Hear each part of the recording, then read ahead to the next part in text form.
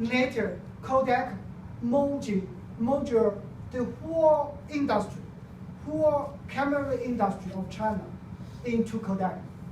Kodak make a lot of profits from these mergers. Unfortunately, it bankrupted because of technical obsolete. But actually, that mergers profit Kodak very much. And the second case is Volkswagen and GM, General Motors. Volkswagen made a more success than General Motors because Volkswagen came to China earlier than General Motors, and the government supported Volkswagen from different perspectives. So in China, you can see Volkswagen vehicle everywhere in the street. But General Motors is it's succeed, but it's not successful as Volkswagen. And another is Walmart and Carrefour. Carrefour is a supermarket from France. It's more successful than Walmart in China. Their success usually related to the government support, like KFC, something. It has some similar characters. What do you mean by support here? Support means 20 years ago means I want you come into this market. And today, I say some policies to say to give you some special superiority, some right, or just in the video I say, oh, this company is a good company, something like that.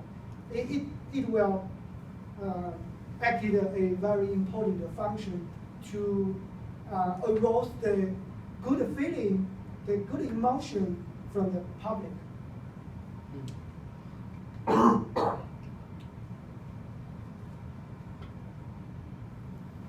And here, another very interesting case is Alibaba, is Jack Ma. In Alibaba, there is a very important department is Alipay. In finance, we call it, it's a similar bank system. We call it a shadow bank system. And actually, it's a shadow bank system. But only Jack Ma persuaded the government and get the authority to operate this kind of business. This is a very important department in Alibaba because everybody can set up a Alipay account in Alibaba, and you can use this account to shopping in internet Taobao, internet shop of Alibaba. And actually, the most important is Jack Ma can control a large amount of money. So far, the Alipay can control money is, I say a amount. 35 million. Yeah, it's $45 billion. It's a big money. And 49 million accounts. Actually, it's a very large fund. It's like a black stone. So this authority, only Jack Ma get this authority. If some others get the same authority, I don't think he can get this kind of unexpected success. So government support is very important for Chinese business.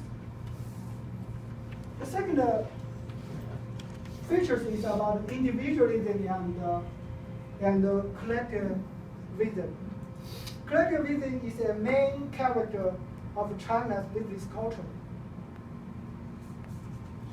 And here, I would like to show three basic information about the 关系 and 面子。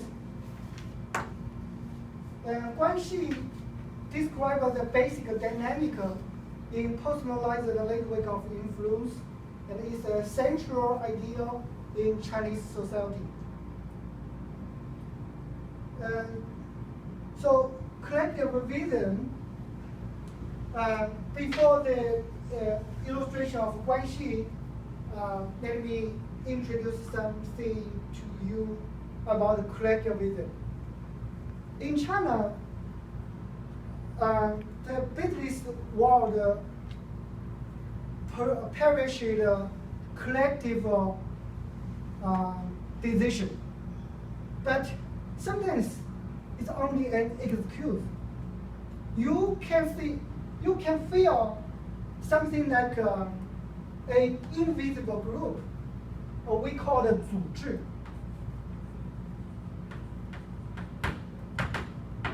That means our decisions are made by collective, by group, by a team. But if somebody said these things to you, I say, oh, for this issue, for your issue, our 组织 will consider it. It's terrible. It's a signal that he wants to stop your process. So this is a caution. If you meet this kind of trouble, please be patient and solve the problem from some different perspectives. In some ways, that means you made some trouble. If say I say our 组织 will consider your issues. 组织 is a caution, a signal to pay, remind you to pay attention. Okay, so after we discussed the three basic information, and you will understand what 组织 is more deeply. So 关系 here, 关系 describes the basic dynamic in personalized network of influence, and there are three related concepts. The first is 感情. Is Chinese pronunciation. And that means it's a measure to measure your feeling, emotion. It's deep or shallow. 人情 is a moral obligation. For example, Dr. Huang treated me to drink the wine, and I will remember that, and I will say, this is a 人情 for me. I would make a reciprocal treat back to him and return the 人情, something like that. Yeah. And face. So here, face. I have introduced face.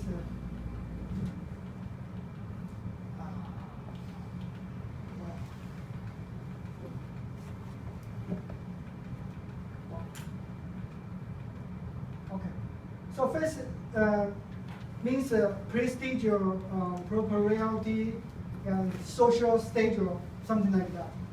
So you can see some literature about Chinese culture always say face, lost face, saving face, give your face, something like that. Give your face means give your trustworthiness and give you some right, something like that.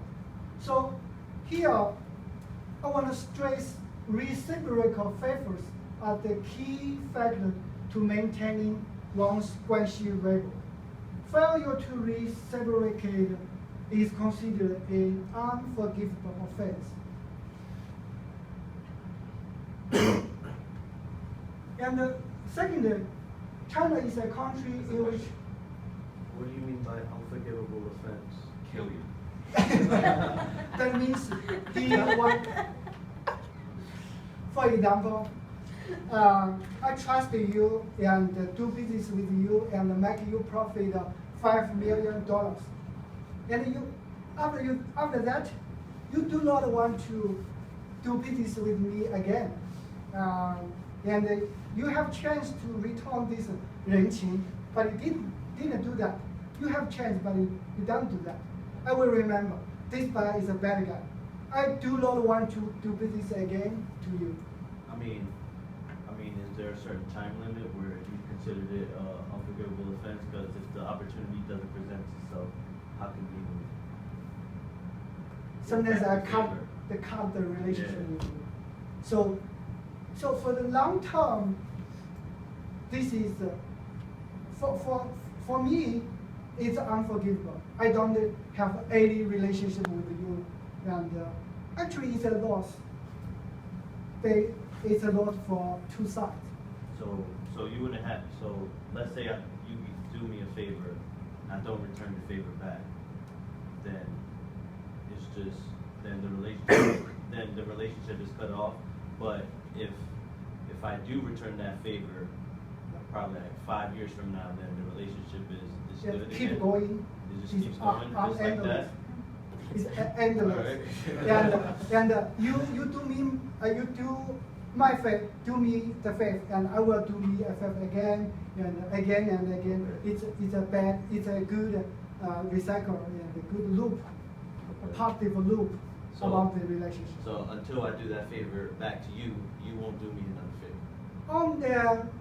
Usually it's unusual in China. If you return the 人情 and I will return again and keep the relationship and keep a cycle in good trade. So reciprocal favors is important. But if you have no chance, that's another problem. That's another issue. If you have chance and you do business with another person, I will say, oh, this guy is a bad guy. And if you damage my emotion, they will say, I lose faith in the relationship. So that means each other, benefit each other. It's important in China. So what if I say I can't do business with you because I'm broke? Like, will you be will you be understanding? Yes, sure. Will you forgive me? Yes. No, I mean, if you have chance, but you want to make more profit from another business, with another business, and I know that, I will think, oh, he just only want to do one-time business with me, and he didn't deserve my trustworthiness. I will trust you. What if in that situation, does it happen often where you would take advantage of it? You did something nice for him. You're expecting him to do business with you, even though there's somebody else that has cheaper prices, and then you jack up your prices a little bit. It's a game theory. I think. In this process, do some games and you worry about somebody will take advantage of this relationship. Yeah, it could take some risks, but in China, business people would pay more attention to the relationship maintenance. Sometimes they could sacrifice something. I sacrificed this for you because you are a good guy. I trust you more than some others. And the sacrifice is valuable. Well, I go similar to that. I mean, when I start to establish a relationship with university, I mean, the trust is very important. You have to build the trust first before you can have any relationship. Yeah, that's important. Okay. This is important. important. The trustworthiness in China is important is because China is a country in which agriculture was the dominating industry for a very long time. And at that time, the government forbid the people stay in the same place and do not have the right to migrate each other from one place to another place. So usually some people, several generations stayed the same place. And they do not like to trust some strangers. Maybe somebody helped you and some intermediary help you to get this trustworthy. But they have tendency to trust familiar people, acquainted people, because they accumulated cultural make them scary to face. Of course, it's a cultural history.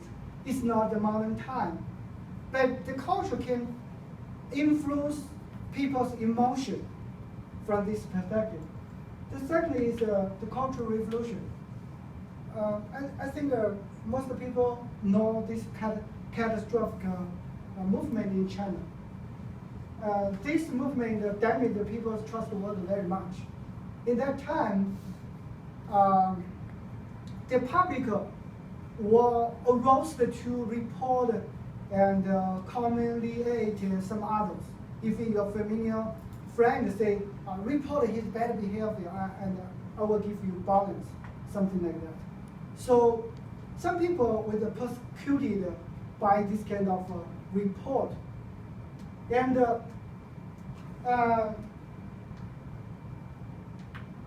especially in the last 30 years, these people who had these life memories were the cornerstone of the economy. And they had an instinct to limit their trustworthiness. The only, I have a friend who is entrepreneur and do business with some foreign countries. He's very rich. His assets are almost 1 billion RMB. So he's very rich, but he only trusts his family members. His wife actually is an artist, but he said his wife was a CFO. Say, I trust you because you are my wife, so you act as a CFO. But his wife said, I don't know any accounting. And said, it's okay, somebody will help you, but I just trust you. It's true, it's true. So sometimes this phenomenon could happen, but this is the extreme. It's not everybody like this way. No, some extreme case about this 关系 or trustworthiness. The third dimension is uncertainty avoidance index. UAI means a society's tolerance for uncertainty and ambiguity. China has a high UAI.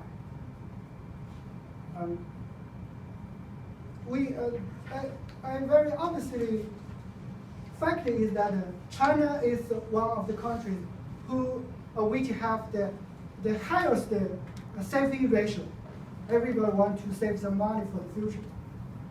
And today, I discussed this topic with my wife, and my wife said, it's true because we have only one daughter, and we want to save more money for my daughter's future, for education, for medical preparation.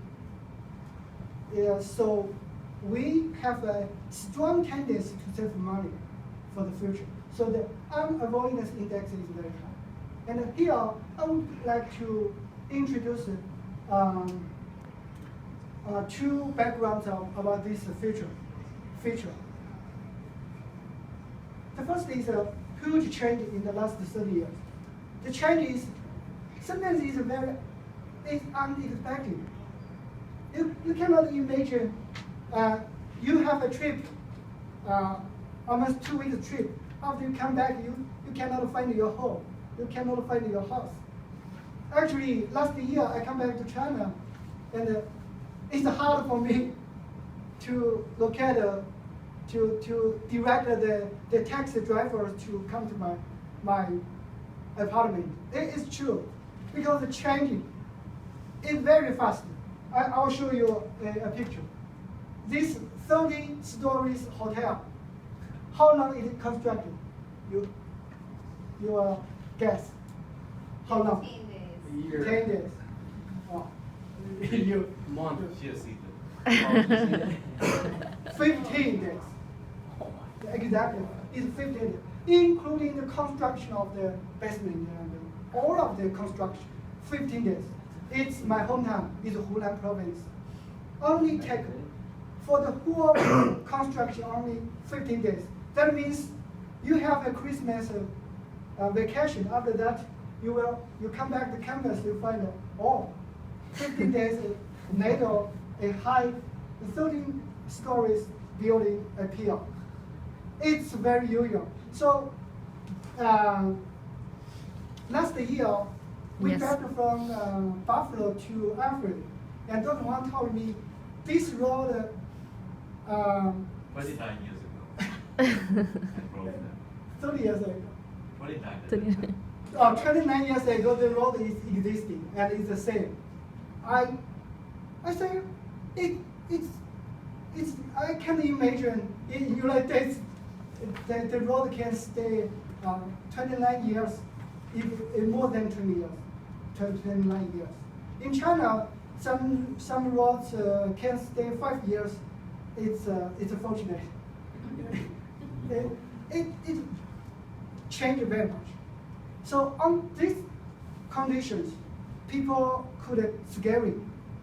I should save something for the future, because some changes could damage me. For another example, my college education is almost free. Was almost free.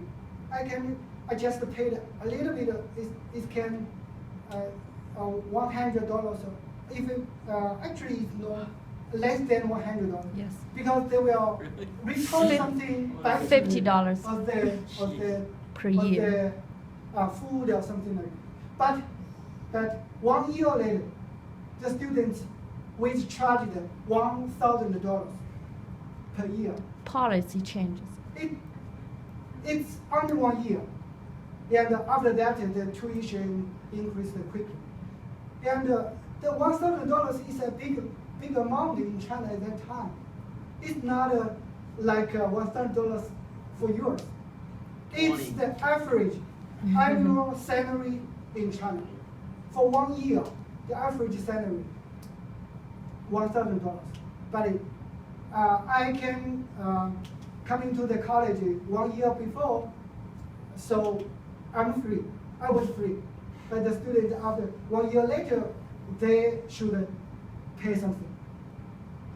So this example could tell you, under these conditions, you will feel very scary. Tomorrow, some policies will change, and I will save some money to save my life for the medication, for my son, my daughter's education. This is the second background.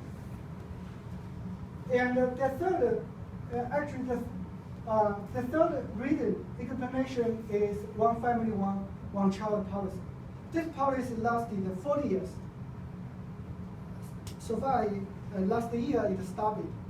But 40 years was enough to change human beings' emotion. For us, for my family, we always consider we should save more money for my daughter, because he's the only child for us. I will cherish it to make her happy and something. So this family emotion exerted a big impact to business culture, to the uncertainty avoidance. So it's very common for all of the Chinese people want to deposit their money into the bank. So the banks are very rich in China because everybody wants to deposit the money, and actually so this is the third. The fourth dimension is a masculinity versus a femininity. The distribution of emotional roles between the genders. Masculinity stresses more on competitive and result. Femininity stresses more on modesty and caring. In China, it's more closer to femininity. We should want to pay more attention to the caring and modesty.